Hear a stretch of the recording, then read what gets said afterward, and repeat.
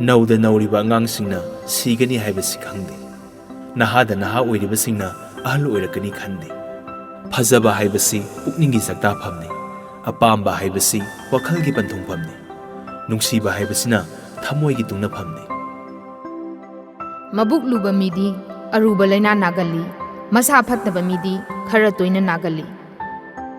Karino nabakesor nangi yum sangaba sidi laison tin songa tararoidra. Ai ga gopalna sondori natra. Soire. Ngasaina lining thausana mahida athen por maira katuna thongni jaba loirena.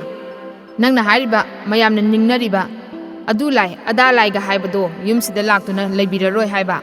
Laigadoribadi sanamai lining thaukaktani natra ne. Adui khaluradi nangna hairiduna sumine.